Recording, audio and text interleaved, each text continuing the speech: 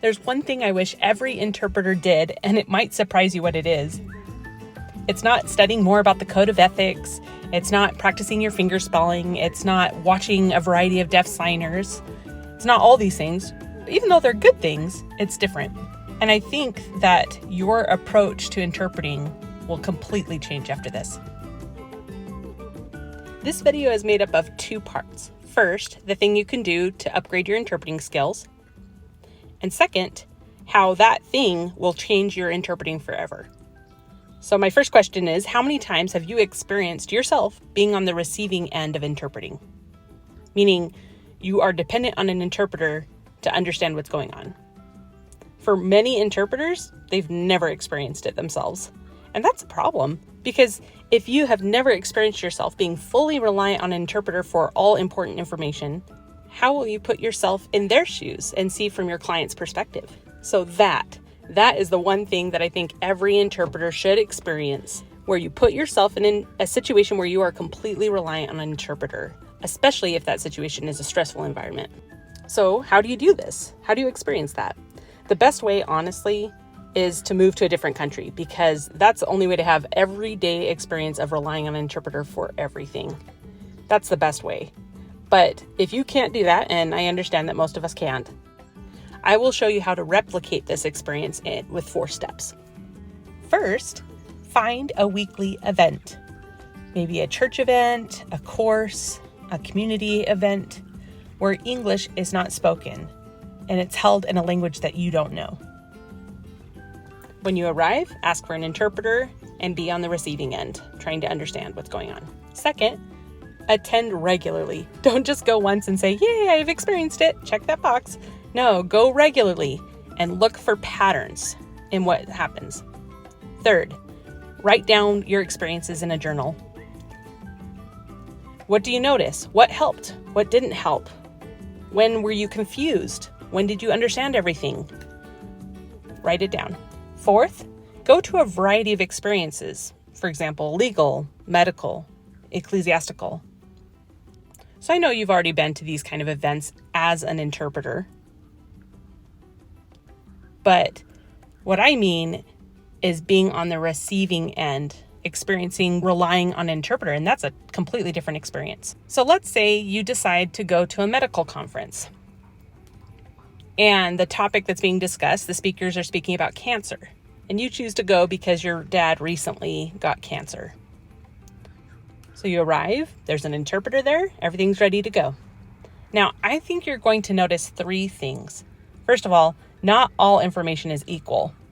Not all details are of equal importance. So maybe that interpreter is really good at catching all the details and they can just flat crank. But you can't get involved in the conversation. You can't raise your hand to ask a question.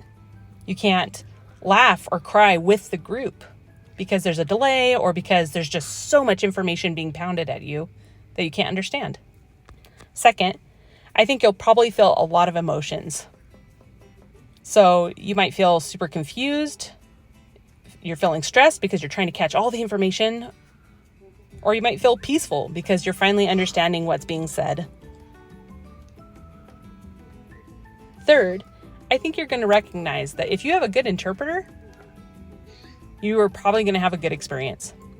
If you have a lousy interpreter who's really struggling, you're probably going to have a lousy experience at the conference.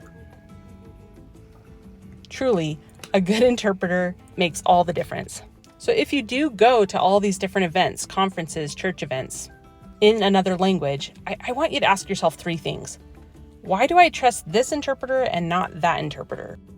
Or why am I feeling confused or stressed or peaceful? What happened just before I felt that? Third, why am I not involved in the conversation? Why didn't I raise my hand and ask a question? Why did I hold back and not participate? Okay, so that was part 1. Now let's go into part 2. But before we do that, if you're feeling like, wow, my perspective has shifted already because of this video, please subscribe. I'm trying really hard to make quality content and reach the goal of 20,000 subscribers this month. So if you can help, that would be awesome. Please hit subscribe. Thank you. So now let's go ahead and discuss why this idea, this approach, this experiment, if you will impact and change your interpreting forever. I think that after you've experienced being fully reliant on an interpreter, that experience will stay with you for every assignment from here on forward. You will always remember what it was like. So maybe in the past, you tried to interpret every little detail. But now, after that experience, you find yourself prioritizing what details help that person participate in the conversation or be able to understand the speaker or be able to take part, raise their hand, ask questions, laugh at the same time as a group. You prioritize that kind of detail. And then if you have time, you add more details, but you prioritize what's most important for conversation participation.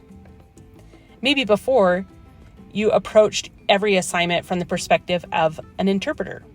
For example, where do we sit? Is the lighting okay? All those technicalities.